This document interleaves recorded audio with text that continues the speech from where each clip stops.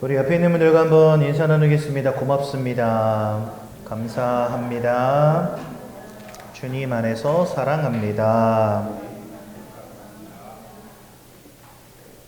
오늘 제7과 말씀 보도록 하겠습니다. 부자와 나사로가 나옵니다. 성경에 보니까 이 부자는 인생을 누리며 살았으나 그리스도를 몰랐던 것 같아요. 그리고 나사로는 거지로 살았으나 예수님이 누군지를 알았던 것 같습니다. 그래서 이 부자는요, 나중에 죽어서 지옥에 가게 됩니다. 왜요? 예수를 몰랐으니까. 근데 여러분, 여기서 좀 착각하면 안 되는 게 부자는 다 지옥 갔냐? 그 말은 아닙니다. 왜 지옥 갔냐? 예수를 못 만났기 때문에 간 겁니다. 나사로는 예수를 만났기 때문에 다행히도 천국에 들어가게 됩니다. 근데 이 부자가 지옥에 가고 나니까 한 가지 걱정이 생긴 거예요. 어떤 걱정이냐? 자기 형제들 여기 오면 안 되잖아. 그래가지고 부탁을 하는 겁니다. 하나님한테 부탁해요. 하나님, 저 나사로를 우리 아버지 집으로 보내주셔가지고 우리 형제들이 이 뜨거운 곳에 오지 않게 해주세요 라고 부탁을 하게 됩니다. 그때 하나님께서 이렇게 말씀하세요. 이 땅에는 선지자들이 있다. 나사로가 선지자들의 말을 듣지 않는다면 나사로가 살아 돌아가도 그들이 믿지 않을 것이다. 이렇게 말씀하세요. 그러니까 왜 죽었던 사람이 살아나면 많은 사람들이 와, 예수 하나님 이렇게 믿을 것 같잖아요. 그런데 안 믿는다는 거예요. 왜 그런지 아십니까, 여러분들? 죽은 사람이 살아나는 게 중요한 게 아니라 예수 그리스도의 부활이, 아니 그 죽은 자를 살리신 이가 하나님이심이 믿어지는 은혜가 임하지 않으면 절대로 구원에 이를 수 없다는 것입니다. 여러분들, 제가 지난주에도 여러분들에게 말씀드렸죠. 하나님은 눈으로 보는 존재가 아니잖아요. 그렇죠? 근데 많은 사람들이 저한테 이 질문하세요. 전도하면 하나님 본 적 있냐? 이렇게 물어봐요, 저한테. 근데 저 하나님 본 적 없거든요. 왜냐면 하나님은 눈으로 보는 분이 아니기 때문에. 그죠? 그리고 예수님은 처녀의 몸에 성령으로 잉태돼서 태어나셨다라고 성경 말씀하십니다. 여러분들, 사람의 몸에 성령으로 애가 생기는 게 가능해요? 불가능해요? 네, 감사합니다. 가능하다고 하시는데, 네, 가능하니까 예수님 태어났죠. 그렇죠? 그런데 일반 상식으로 볼 때는요, 이거 절대 불가능이잖아요. 주님은 돌아가신 지 사흘 만에 부활하셨다라고 성경 말씀하십니다. 죽은 자가 살아나는 게 가능합니까? 불가능합니까? 일반적인 상식으로는요, 불가능합니다. 그렇죠? 그런데 주님은 실제로 처녀의 몸에 잉태돼서 태어나셨고 부활하셨단 말이죠. 우리는 왜 이게 믿어질까요?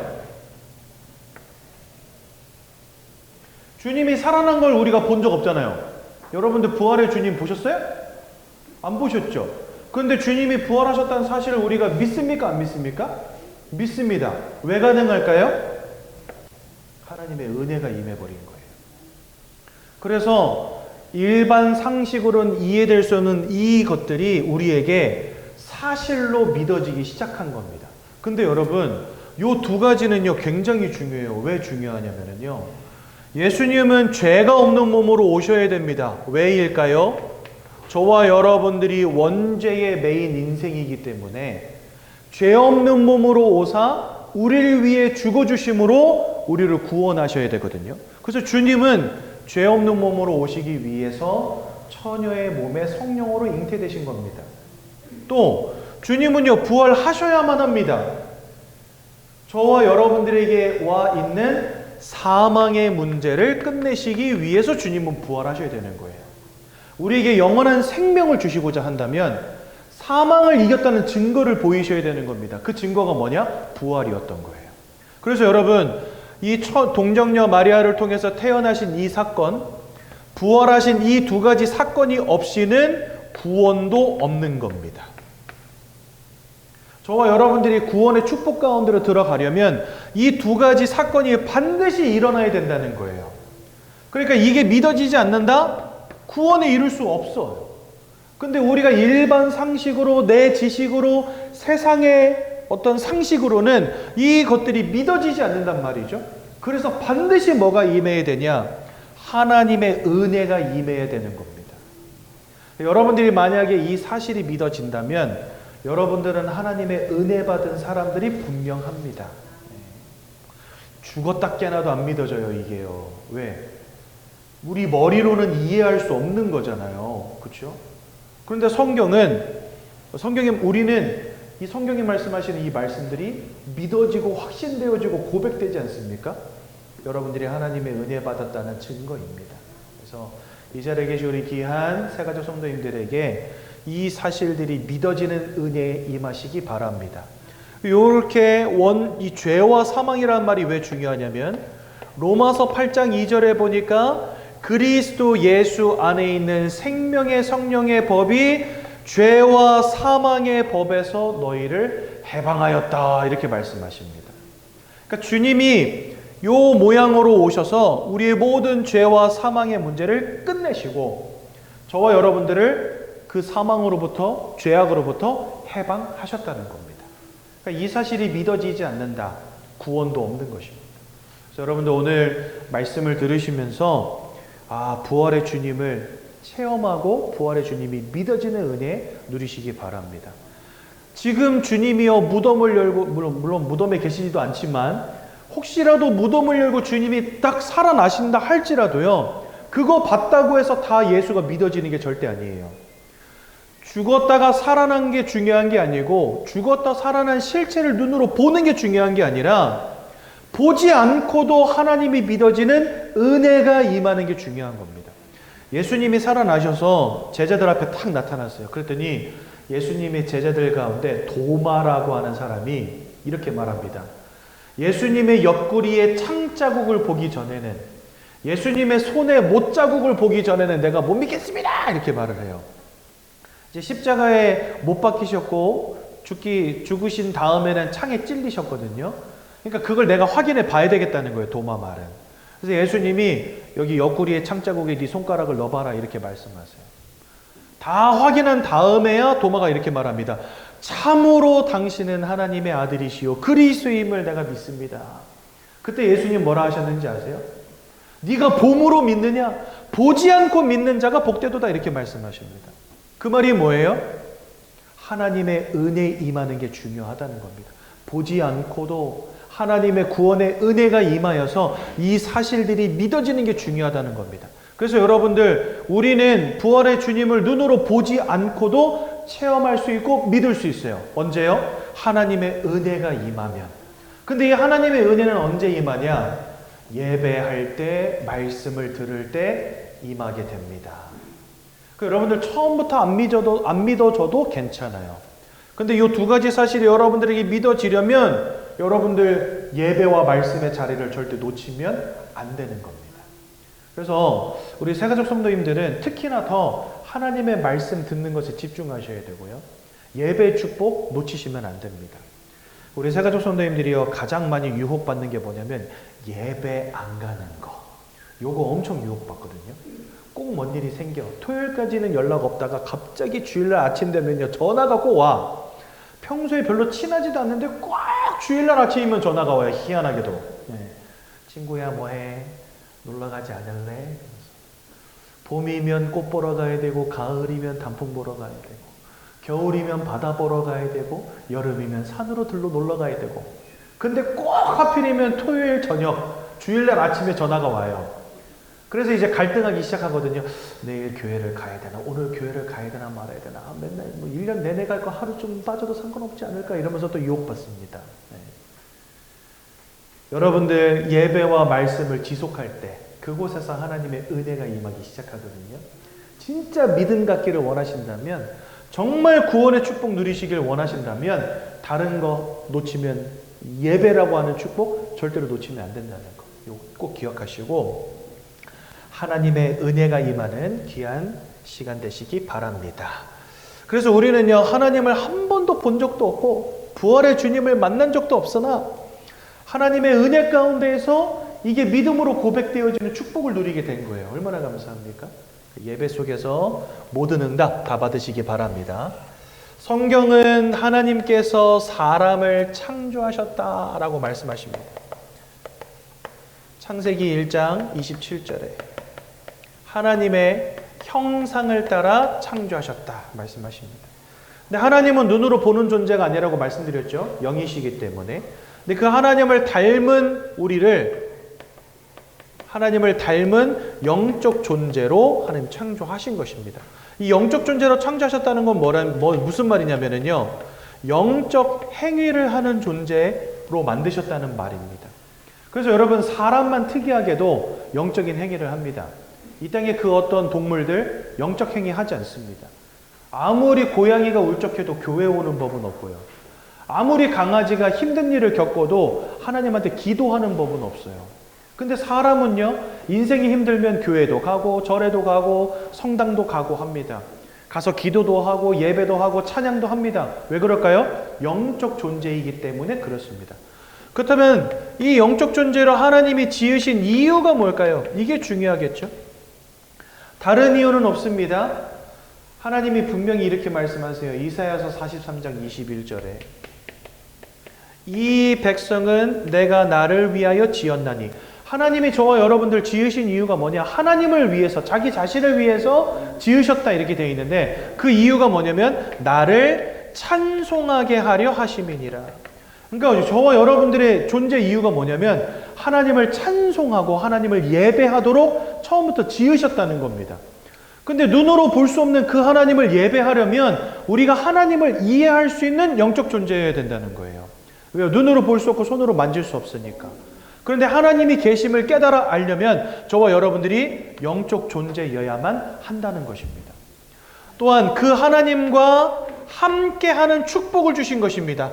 단순히 하나님께 봉사하라고 지으신 게 아니라 그 하나님과 함께하면서 그 안에서 모든 축복과 참된 행복을 누리도록 우리를 창조하신 것입니다. 여러분, 사람은 몸을 가지고 있잖아요. 그래서 육신적인 축복이 중요합니다. 마음을 가지고 있잖아요. 평안이 참 중요합니다. 그것처럼 하나님이 우리를 영적 존재로 지으실 때 하나님만 주실 수 있는 영적인 풍성한 은혜와 축복을 우리에게 채워주신다는 거예요. 그래서 이 하나님만 주실 수 있는 그 축복을 누릴 수 있는 영적 존재로 저와 여러분들 지으셨다는 겁니다. 그래서 원래 인간은요, 하나님과 함께하며 하나님을 예배하며 하나님 주신 축복을 누리며 가장 행복한 존재로 지으신 겁니다. 하나님 안에서. 근데 안타깝게도 이 모든 축복을 잃어버리는 근본적 문제가 발생합니다. 창세기 3장 1절에서 6절에 보니까 아담과 하와, 하나님이 지으신 첫사람 아담과 하와가 안타깝게도 하나님이 따먹지 말라는 선악과를 따먹는 불신앙을 저지르게 돼요. 우린 그걸 뭐라고 부르냐면 원죄라고 부릅니다. 이 죄악 때문에 로마서 3장 23절에 보니까 모든 사람들이 하나님의 영광으로부터 멀어지게 되었다 말씀하십니다. 하나님과 함께하며 하나님 주시는 영적인 축복을 누리며 가장 행복했던 존재인 우리가 하나님을 잃어버리게 된 거예요. 여러분, 이 땅에 왜 고통이 끊이지 않는지 아십니까? 부모를 잘못 만나서가 아닙니다. 이 땅에 왜 문제가 끊이지 않는지 아십니까? 여러분들의 인생이 운이 없어서가 아닙니다. 성경은 뭐라 말씀하시냐? 영적 존재로 창조되어진 우리가, 하나님과 함께하는 축복을 누려야 되는 우리가 죄 때문에 하나님을 잃어버리게 된 결과다라고 말씀하신다는 거예요. 하나님을 잃어버린 그 순간부터 모든 사람들, 눈에 보이지 않는 이 사단 마귀에게 턱 붙잡히게 되었다라고 성경 우리에게 말씀하신다는 겁니다. 여러분들, 어저께 제가 저 당수 팔곡 지역에서 우리 남자 성도님들하고 같이 구역 예배를 드렸어요. 근데 우리 당수 팔곡 지역에 화성시 서부 전체를 관할하시는 경찰관이 한 분 오시거든요. 서부 전체를 이분이 이제 담당하시는 거예요. 안수 집사님이신데. 근데 어저께 예배 다 끝나고 이 안수 집사님이 저한테 이렇게 물어봐요. 목사님, 어제 하루 동안 화성시 서부에서만 몇 건의 신고 전화가 있었게요? 이러시는 거예요, 저한테. 여러분 몇 건이 있었을 것 같아요? 어제 하루 동안 화성 서부 지역에서만 280건이 있었어요. 280건. 신고 전화가 280건이 들어온 거예요. 근데 그 내용들이 다 뭐냐면은 정신문제자, 실종, 자살, 뭐 방화, 범죄, 중범죄, 살인 이런 것들이 다 합쳐가지고 하루 동안 화성 서부에서만 280건. 더 놀라운 사실, 어제 하루 동안 자살 사건이 몇 건 있었는지 아세요? 화성 서부에서. 화성 서부에서만 어제 하루 4명이 죽었대요. 목매달고 투신하고 음독하고. 여러분 진짜 끔찍한 거 아닙니까? 이분이요 무슨 얘기하냐면 사건을 처리하고 나면은 조서를 써야 되잖아요. 이 일이 왜 벌어졌는지. 자기는요 듣도 보도 못했던 정신병명들 있잖아요. 의사들만 아는 그 정신병명들, 그거를 다 적어야 되는 거예요. 그런데 경찰 공무원 생활을 벌써 10년 넘게 했는데 아직도 새로운 단어들, 새로운 병명들이 많대요. 이런 게 있나 싶을 것들이 너무 많다는 거예요. 근데 그런 것들을 이제 조서를 작성하셔야 되니까 다 적어야 되잖아요. 그러면서 저한테 뭐라 그러시냐면, 목사님 진짜 세상은 너무 발전했다고 하는데 사람들 인생을 보면요 너무 고통스러운 것 같아요. 자기 동생 중에 하나가 소방공무원이래요. 근데 얼마 전에 소방서에서 목을 매달아서 자살한 거예요. 이유가 뭐냐? 요즘에 여러분들 주식이 막 난리도 아니었잖아요. 주식이 막 날개를 치니까 이때다 싶어가지고 대출을 받아가지고 주식을 싹 집어넣는데 꼬라박은 거예요. 근데 여러분 지금 우리나라 주식 때문에 지금 청년 빚쟁이들 엄청 많이 늘어난 거 여러분도 혹시 아십니까? 그것 때문에요 자살 소동. 얼마 전에는요 어떤 할아버지 한 분이 아파트에서 동영상을 찍어가지고 보낸 거예요. 경찰관한테. 동영상을 찍어서 무슨 동영상이냐면 집에서 가스 배관 다 열고 그 다음에 창문 한쪽 열어놓고 커튼에다 불 붙이고 집에서 불 질러버릴 거야, 다 죽어버릴 거야 이러고 있는 영상이 온 거예요. 그래가지고 난리가 났다는 거예요. 그 지휘관들만 모여있는 카톡방이 있는데 거기 동영상 올라오고 막 지금 난리 났다 이래가지고 막 경찰 특공대까지 가고 이랬다 하시더라고요. 근데 거기가 이 아파트 단지는요 가스 폭발 사고 일어나면요 아파트 동 전체가 들썩인대요. 왜냐면 거기가 가스 배관으로 다 연결이 돼 있잖아요. 그러니까 한 군데서 터지면 이게 전체가 들썩이는 거예요. 대폭발이 일어나는 거예요. 그래가지고 그 아파트 단지에 사는 사람들 다 대피시키고 경찰 특공대 출동하고 그래가지고 겨우 말렸대요. 근데 이 아저씨, 이 70대 노인분도 왜 그랬냐? 주식 때문에 그랬다 하더라고요. 그래요, 여러분 지금 이 시대가 그렇습니다. 사람들의 마음이 무너지고 생각이 무너지고 삶이 무너지고 방법이 없어요. 이것 해봐도 안 돼, 저것 해봐도 안 돼. 만족이 없고 행복을 잃어버리고 뭔가에 막 집착하고 막 성공에 집착하지만 결과적으로는 심각한 정신의 문제, 마음의 문제, 약을 먹지 않으면 안 되는 인생 돼버리고 말았습니다. 사람들이 한 가지를 모르는 거예요. 그냥 내가 돈 벌고 열심히 살면 되는 줄로 착각한다는 겁니다. 가장 중요한 건 영적 존재인 우리가 하나님을 잃어버리는 이 근본적인 문제 가운데 빠졌고 도적과 같은 사단의 영적 존재에게 사로잡히게 되었다 라고 하는 이 중요한 영적인 원리를 이 땅은 모른다는 겁니다. 세상이 아무리 좋아져 보십시오. 아무리 경제가 발전해 보십시오. 여러분들 그 이재명 대통령 당선되고 나서 그때부터 주식이 막 그 코스피가 막 치솟지 않았습니까? 근데 이재명 대통령 당선되기 전에 저희 코스피가 2,500p 막 이랬거든요. 근데 최근에는요 8,000p까지 갔다 왔잖아요. 그러니까 이게 주식값이요 2배, 3배, 막 그러니까 주식 시장이 2배, 3배 커진 거예요. 그러니까 사람들이 막 엄청 열광했어요. 막 다 너도 나도 막 다 주식. 세상이 엄청 좋아지고 발전하고 막 사람들의 인생이 나아지고 하는 것처럼 보이죠. 아무리 발전해도 안 됩니다. 아무리 좋아져도 안 되는 겁니다. 경제적으로 아무리 성장해도 안 되는 겁니다. 인생의 문제가 해결이 안 돼요. 왜 그런지 아십니까? 영적 존재인 우리가 이런 영적 문제에 턱 걸려 있는 겁니다. 성경은 사단에 대해서 뭐라 말씀하시냐? 요한복음 8장 44절. 제가 현장에서 전도하다 보면은요, 제 말을 농담으로 여기는 사람들 진짜 많아요. 뭐 저 우주에 갔던 우주 비행사가 비행기 타고 하늘 끝까지 왔으나 그곳에도 하나님 없다라고 말하는 이 시대에, 우주선 타고 달 날아가는 그 시대에 뭔 하나님, 귀신, 사단 이런 이야기 합니까? 하면서 저를 뭐 엄청 한심하게 보는 거 있죠. 그들의 눈에는 제가 한심해 보일 수도 있겠죠. 인정합니다. 왜요? 세상은 영적 사실들 전혀 모르니까. 근데 성경은 분명히 우리에게 말씀하십니다. 우리가 영적 존재라는 것을. 그리고 하나님이 계시다는 것을. 하나님이 잃어버린 우리 인생에 이 사단이라고 하는 존재가 지금 꽈리를 들고 따리를 들고 들어와 있다는 사실을. 요한복음 8장 44절에 이 사단을 거짓말장이요 살인자라고 분명히 말씀하십니다. 그런데 이 영적 존재 사단이 우리의 압이 되었다라고 말씀하십니다. 여러분들의 부모님이 사단이라는 게 아니라 우리가 영적으로 사단에게 자녀되어 버렸다는 거예요. 여러분, 부모와 자녀 관계는요, 끊을 수 없는 거잖아요. 그렇죠? 아무리 호적을 판들 호적에선 나갈 수 있어도 그 아버지와 아들이라는 그 천류는 끊어지는 게 아니잖아요. 그렇죠? 사단과 우리의 관계가 그렇다는 겁니다. 끊을래야 끊을 수 없는 관계가 돼버린 거예요. 죄와 사망이라는 것에 꽉 묶여가지고 심판에 이를 수밖에 없는데 이 문제를, 그 관계를 끊을 방법이 없다는 거예요. 사단이 우리의 아비가 되었고 우리가 그의 자녀가 되었다. 절대로 끊어질 수 없는 관계 속으로 들어와 버렸다는 거예요. 그러니 결국 우리는요, 이 사단이 심판받을 때 함께 심판받을 수밖에 없게 된 겁니다. 또한 요한복음 10장 10절에 보니까 그 사단을 두고 뭐라고 하냐, 도적이라고 표현을 하셨어요. 모든 것 빼앗고 죽이고 멸망시키려는 존재. 아무리 돈이 많아도 소용없습니다. 흑암의 권세는 막을 수가 없어요. 여러분들 밖에 갑자기 막 태풍이 불고 막 비가 들이친다. 그러면 만약에 창문을 열어놨다. 그럼 여러분 창문 닫으면 돼요.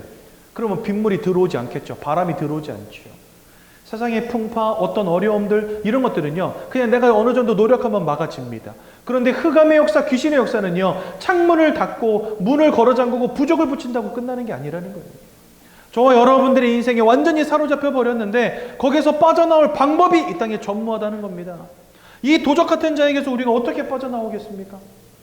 계시록 12장 9절은 천하를 깨고 우리를 무너뜨리는 자라고 분명히 말씀합니다. 잿더미 가운데로 저와 여러분들의 인생을 끌고 가는 자라는 거예요. 지금 공부 열심히 할 때가 아닙니다. 예수를 믿어야 돼요, 여러분들. 지금 사업에서 돈 벌 때가 아닙니다. 예배 드려야 돼요. 그러지 않으면 우리는 죽는 겁니다. 영적 존재인 우리가 이렇게 사단에게 사로잡힌 인생 돼버린 겁니다. 요한일서 3장 8절에 보니까 우리가 사단에게 속한 자가 되었다 이렇게 말씀하십니다. 여러분들의 신분, 여러분들의 소속, 사단 마귀가 돼버린 거예요. 우리는 원래 하나님과 함께하는 존재인데 그 모든 축복 다 잃어버리고 이제는 사단 마귀에게 사로잡힌 인생 돼버린 겁니다. 그러니 여러분, 이와 같은 영적인 실패, 영적인 한계가 오다 보니 거기에서부터 마음과 생각이 무너질 수밖에 없는 겁니다. 사람은요, 마음이 병들면 육신이 병들고 육신이 무너지면 마음이 병들거든요. 왜냐? 마음과 몸이 하나이기 때문에. 근데 사람은 또한 영혼을 가졌단 말이에요. 그래서 영혼과 마음과 육신 이 세 가지가 하나인 존재가 사람입니다. 그래서 우리가 어떤 영적 배경 속에 있느냐에 따라서 여러분들의 인생의 모양이 달라지는 거예요. 여러분들의 마음의 상태가 달라지는 거예요. 여러분들의 삶의 응답이 달라지는 겁니다. 그런데 하나님이 잃어버린 채 사단에게 사로잡혀 버렸으니 그 마음이 어떻게 되겠습니까? 하루에 280건. 여러분들 진짜 경찰관들 정말 아껴주십시오. 파출소 이렇게 지나갈 때 경찰관들 나와 있으면요, 수고 많으십니다. 인사 좀 한번 해주세요. 짭새라고 부르지 마시고 경찰관 짭새라고 부르지 마세요. 여러분들 진짜. 저 어저께 그 얘기 듣고 충격받았어요. 그래서 제가 예배 끝나고 안실사님 고생이 참 많으십니다. 그래서 제가 이것도 물어봤어요. 혹시 직원들 가운데 트라우마 겪는 사람 없냐? 왜냐면 여러분들 살인사건 현장 제일 먼저 가야 되잖아요. 그 죽은 시신 가운데 제일 끔찍한 시신이 뭐냐면 불에 타 죽은 시신이래요. 근데 거기는 소방공 공무원, 경찰 공무원 다 가야 되잖아요. 소방 공무원은 불 끄러 가야 되고 경찰 공무원은 왜 불났냐 원인 조사해야 되니까 사고 경위 조사해야 되니까.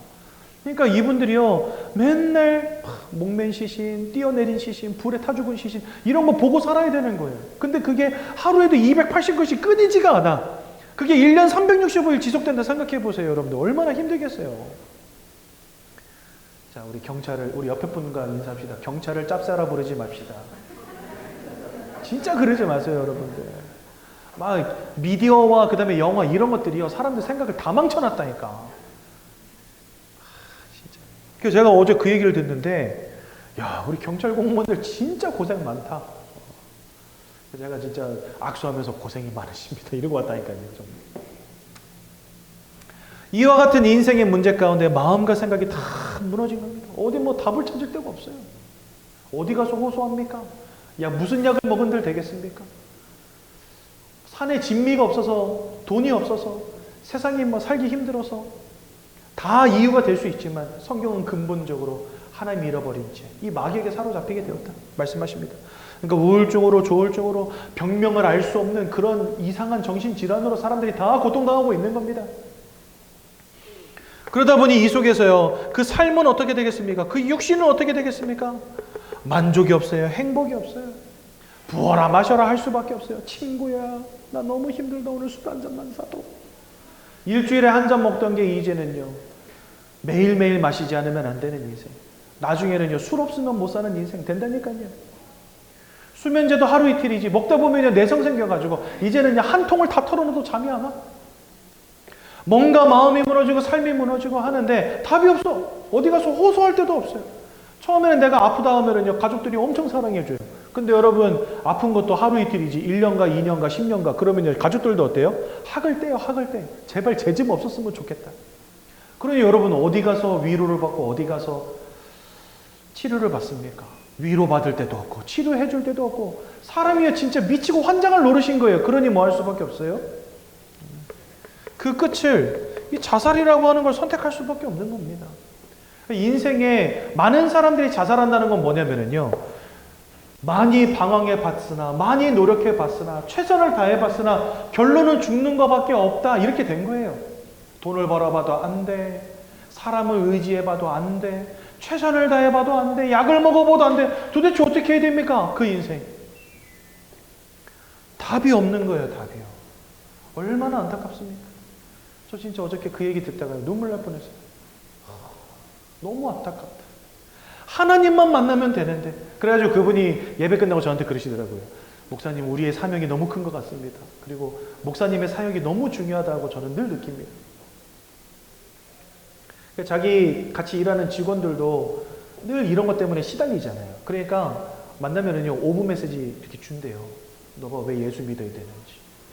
옛날에는 막 거부하고 옆에 있는 사람들도 좀 불편하고 그랬는데 이제는 하도 얘기하니까 사람들이 마음이 좀 열렸다 하시더라고요. 그래서 잘하고 계십니다.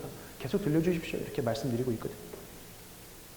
사람들이 이렇게 방황하고 안 되어지니까 뭔가 열심히 답을 찾는데 다 오답을 찾고 앉아 있는 거죠.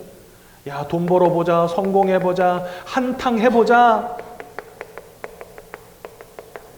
사채 끌어다가 막 빚 끌어다가 막 주식에 때려놓고 안 되면 뭐 인생 뭐 아니면 도 아니야 이러면서 공부 열심히 해보자, 최선을 다해보자, 종교를 믿어보자, 귀신을 섬겨보자 막 열심히 합니다.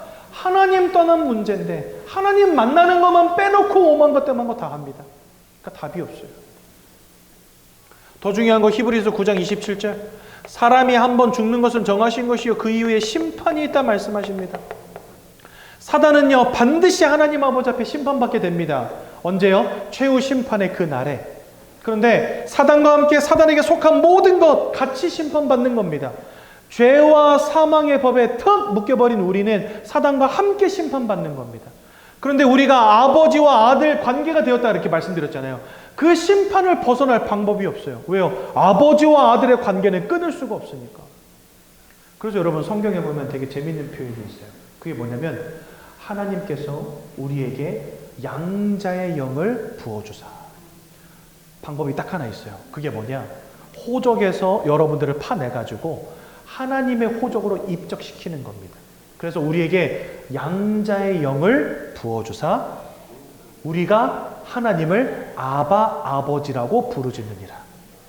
그러니까 하나님께서는요, 이 사단 마귀에게 자녀되었던 우리를 여기 호적에서 완전히 파내셔가지고 하나님의 호적으로 입적시켜 버리시겠다는 거예요. 그래서 사단과 함께 저 지옥 불구덩이 속에 던져질 수밖에 없는 우리 인생을 예수 그리스도와 함께 천국에 이르게 하시겠다는 겁니다. 그게 바로 하나님의 방법이라는 거예요. 아무리 노력해도 안 됩니다. 아무리 열심을 내도 안 됩니다. 결국은 심판에 이를 수밖에 없는 이 문제를 우리 힘으로는 해결할 수 없다는 겁니다. 그래서 하나님이 우리에게 길로서 보내신 이가 바로 예수님이신 겁니다. 예수가 아니고서는 그래서 구원 얻을 만한 방법이 없다라고 사도행전 4장 12절 말씀하세요. 천하 사람 중에 구원 얻을 만한 다른 이름을 주신 적이 없다 이렇게 말씀하십니다. 그 말은 뭐죠? 예수 아니고는 안 된다는 거예요. 보십시오. 이 영적인 문제 무엇으로 해결하겠습니까? 그렇죠? 아니 인생의 많은 문제들은요. 사실은요. 돈 있고 권력 있으면 대부분 해결 가능할 겁니다. 그러나 하나님을 잃어버린 채 사단에게 사로잡혀버린 이 운명과 사주팔자의 문제, 이 땅에서 고통당하다가 지옥에 던져질 수밖에 없는 최후 심판의 문제는요, 예수 아니고서는 해결이 안 되는 거예요. 예수님 이 땅에 오셔서 세 가지 일을 하셨습니다.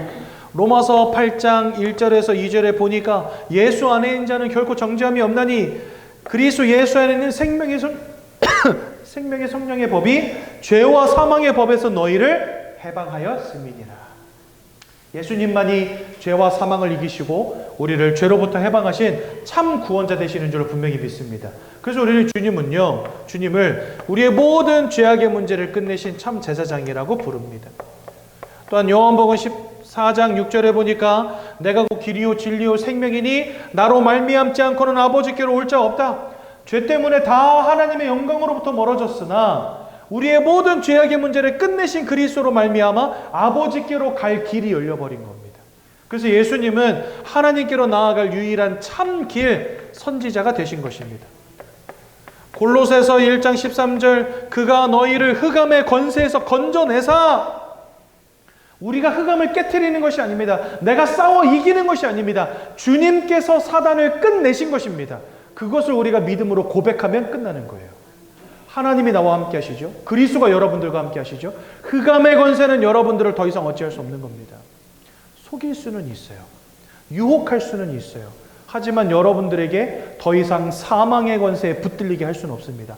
지옥 불구덩이 속에 던져지게 할 수는 없는 거예요. 왜요? 그가 너희를 사망의 권세에서 건져내셨거든요, 이미. 그리고 사랑하는 아들의 나라로 옮겨버리셨거든요. 그래서 우리는 예수님을 참 왕이라고 하는 것입니다. 성경에 보면은요, 심판에 대하여라 함은 이렇게 말씀하시면서요, 세상 임금이 심판을 받을 것이요 이렇게 되어 있습니다. 거기서 말하는 세상 임금이 누구냐?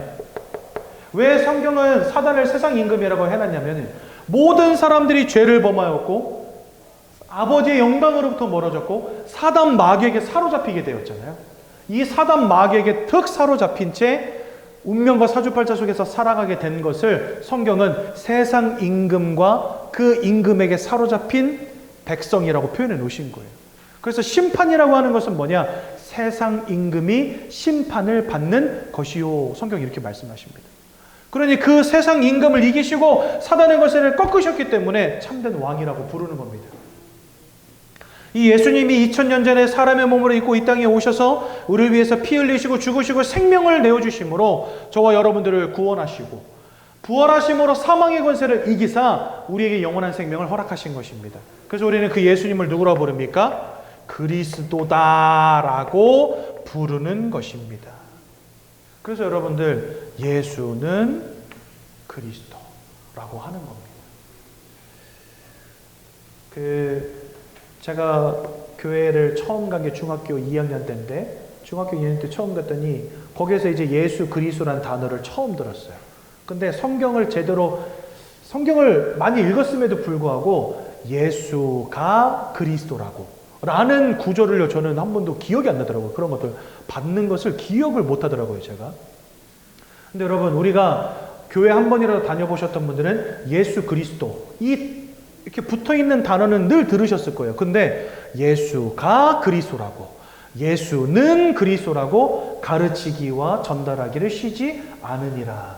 이런 성경 구절은요 아마 잘 기억이 안 나실 겁니다. 저는요 예수 그리스도 할 때 그리스도가 예수님의 성인 줄 알았어요. 보통 외국은요, 이름이 먼저 오고 뒤에 성이 오잖아요. 그래서 예수 그리스도 이렇게 돼 있길래 그리스도가 예수님의 성인가 보다. 근데 알고 보니까 그리스도는 예수님의 성이 아니었던 거예요. 왜 예수는 그리스도라고 가르쳤다라고 성경 말씀하시나 했더니 그리스도는 예수님이 하신 일이었던 겁니다. 이재명 대통령 할 때 대통령은 이재명 씨의 성이 아니라 이재명 씨가 하시는 일이잖아요. 그것처럼 예수님은 그리스도로 이 땅에 오셔서 무슨 일 하셨냐?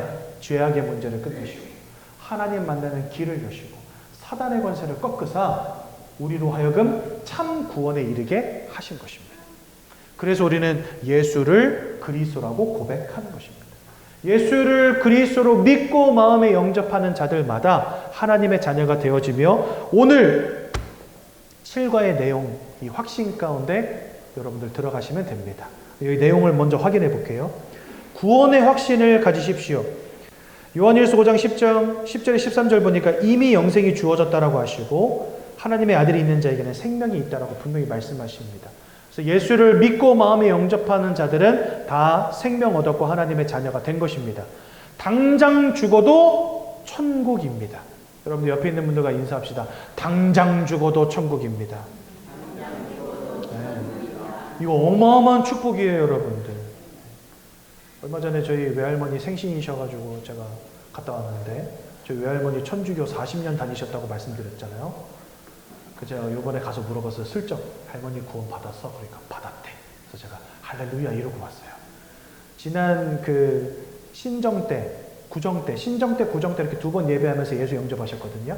근데 신정 때랑 구정 때 둘 다 뭐라 그러시냐면 착하게 살아야 천국 가고 구원 받는 것이지 죽어봐야 하는 것이지 어떻게 알아? 이러셨는데 이번에 영접이 확실히 되셨나 봐. 가서 물론 제가 또 가봐야 알지 이렇게 말하면 또 붙잡아 앉혀놓고 복음 전하기 무서워가지고 나 구원 받았어라고 말씀하신 걸 수도 있겠으나 제가 슬쩍 할머니 구원 받았어? 지금 당장 죽어도 천국이야? 이렇게 물어봤더니 아멘 나 천국이야 이렇게 이야기하셔서 제가 마음이 흐뭇하긴 했습니다. 여러분들 성경을요 또 다른 말로 뭐라고 하냐면 하나님의 약속이 있는 말씀이라고 해요. 그게 뭐냐면 약속이 있는 말씀, 이게 중요한 거예요. 하나님은 여러분들에게 무엇을 약속하셨냐? 예수를 그리스도로 믿는 자들마다 생명 얻고 구원에 이르게 될 거라고 약속하셨다는 거예요. 약속은 누구에게 효력이 있는지 아십니까? 그 약속을 확신으로 붙잡는 사람에게 효력이 있는 거예요. 그래서 여러분들 우리는 그저 그 약속을 믿으면 되는 겁니다. 그리고 여러분들 솔직히 말해서 우리 노력으로 여기서 빠져나올 방법도 없어. 하나님이 너네 아무튼 열심히 노력해서 여기서 빠져나와봐. 그리고 천국에 한번 와봐. 이렇게 말씀하셨다면요. 구원받을 사람 이 땅에 아무도 없습니다. 로마서 3장에 보니까 육체의 행위로 하나님 앞에 의롭다라고 인정받을 사람 이 땅에 없다라고 돼 있어요. 성경에. 그 말은 뭐죠? 아무리 착하게 살아도 평생 죄 안 지어도 천국은 불가하다는 겁니다. 사단에게 속해버린 그 소속을 바꾸지 않는 이상 아버지와 자녀의 관계를 끊고 하나님의 양자가 되지 않는 이상 불가능하다는 거예요. 근데 그 방법이 뭐냐? 오직 예수 그리스도. 그러므로 예수를 영접하는 자 다 하나님의 자녀가 됐고 구원에 이르게 된 것입니다. 이것을 확신하시기 바랍니다. 그리고 로마서 8장 39절은요. 그 누구도 하나님의 사랑에서 너희를 끊을 자가 없다. 그 말은 뭐예요? 이제 하나님과 우리가 아버지와 자녀 관계가 됐잖아요. 이제 그걸 끊을 자가 없다는 거예요. 사단과 우리가 자녀되었던 것은 하나님이 끊어놓으셨지만 하나님과 우리가 자녀된 것은 사단이 절대 끊을 수 없다는 거예요. 그러니까 누구도 하나님의 사랑에서 우리를 끊을 자 없는 것이고요. 두 번째는 인도의 확신입니다. 잠언서 3장 5절에서 6절에 여호와를 신뢰하고 내 명철을 의지하지 말라. 여러분들의 지식, 여러분들의 능력을 의지하지 말라는 겁니다. 범사의 그를 인정하라. 그리하면 그가 내 길을 지도하시리라. 여러분들의 인생을 이끌어 주시겠다는 거예요. 그러니 오직 하나님 바라보시고 예배의 축복 누리시기 바랍니다. 세 번째로 승리의 확신입니다. 담대하라. 내가 세상을 이기었다. 흑암을 이기었다. 사망을 이기었다. 말씀하십니다. 사단의 머리를 깨뜨려 버리셨습니다. 그러므로 우리는 반드시 승리하게 되는 것입니다. 네 번째로 기도 응답의 확신입니다. 너는 내게 부르짖으라 말씀하셨습니다. 여러분들 하나님께 부르짖어 보십시오. 기도해 보십시오. 하나님 응답하십니다. 크고 은밀한 일을 너에게 보이시겠다라고 분명히 약속하셨습니다. 다섯 번째로 사죄의 확신. 여러분들의 모든 죄를 이미 사하셨습니다. 십자가에서 주님이 피 흘려주심으로 끝내셨습니다. 그래서 여러분 성경에 재미있는 구절이 하나 나와요. 뭐라 돼 있냐? 예수님이 한 번의 영원한 제사로 우리의 모든 죄악을 끝내셨기 때문에 이제는 더 이상 죄를 위하여 드릴 제사가 없느니라. 이게 무슨 말이냐면요, 과거 예수님이 오시기 전에 구약에 살던 이스라엘 백성들은요, 죄를 지을 때마다 양을 잡았어야 됐어요. 양을 잡아서 죄를 용서받고, 양을 잡아서 죄를 용서받고, 그러지 않으면 구원받지 못했어요. 그런데 예수님이 오셔서 십자가에서 피 흘려 죽으시고 그 영원한 단 한 번의 제사로 저와 여러분들의 모든 죄악을 끝내버리셔가지고 이제는 더 이상 양 안 잡아도 된다는 겁니다. 여러분, 이게 얼마나 기쁜 소식인지 아십니까? 만약에 주님이 안 죽으셨다 그러면 여러분들 연봉을요 다 양 사는 데 써야 돼요. 자, 여러분들 양심 고백 한번 해봅시다. 하루에 양 몇 마리 잡으셔야 됩니까? 네, 속으로만 생각하세요. 네. 여러분들은 아마 하루에 한두 마리 정도만 잡으시면 될 거예요. 근데 홍감서 목사는요, 하루에 한 100마리 잡아야 돼. 그래서 여러분들 교회에서 주시는 사례비를 온통 양 사는데 다 써야 돼요. 애 키울 능력도 안 되고, 네. 이제는 뭐, 밥 먹는 것도 걱정해야 돼. 왜? 양 사야 되니까. 안 그러면 천국 못 가. 주님이 죽어주시는 바람에 양 안 사도 되게 된 거예요. 그 말은 뭐죠? 완전한 속죄를 이루셨다는 겁니다. 죄 끝. 하나님이 다 끝내셨다는 겁니다. 그 말은 앞으로 우리 죄 마음껏 지고 살아도 돼. 그 말이 아니고요. 죄 때문에 지옥 갈 일이 사라졌다는 겁니다. 죄악으로 말미암아 하나님 앞에 심판받을 일이 끝났다는 겁니다. 주님이 끝내놓으셨어요. 그래서 사죄의 확신. 결론, 우리는 절대적으로 구원받은 하나님의 자녀들이 된 것입니다. 그러니 여러분, 예수님 마음속에 영접해야 되겠습니까? 안 해야 되겠습니까? 해야죠. 고민할 게 뭐 있습니까? 이 시간 예수님 마음속에 영접하겠습니다. 15페이지를 펴보시고 우리 함께 예수님 마음속에 영접합니다. 진심으로 예수님을 마음속에 영접하심으로 하나님의 자녀 되시기 바랍니다. 함께 기도합니다. 사랑의 하나님, 이제 나는 죄인인 것을 깨닫고 회개합니다. 지금까지 하나님을 떠나 사단의 지배 아래 묶여 종노릇하며 살았습니다. 그러나 예수님이 저를 위하여 십자가에서 죽으시고 3일 만에 부활하신 그리스도이심을 믿습니다. 예수 그리스도께서 하나님을 만나는 유일한 길이 되시며 사단의 권세를 꺾으시고 모든 죄와 저주와 재앙에서 나를 해방하신 그리스도 되심을 믿습니다. 지금 이 순간 내 마음의 문을 열고 예수님을 나의 구주로 나의 주인으로 내 마음에 영접합니다. 나를 구원해 주심을 감사드립니다. 앞으로 하나님의 말씀과 뜻대로 살겠습니다. 지금부터 일평생을 세밀히 인도해 주옵소서. 예수 그리스도 이름으로 기도합니다. 아멘. 제가 한번 기도하고 말씀 마칩니다. 하나님 은혜 감사합니다. 예수가 그리스도라는 이 놀라운 복음의 비밀 깨닫게 하심 감사합니다. 일평생 확신 가운데 승리하게 하옵소서. 예수님 이름으로 기도했습니다. 아멘. 오늘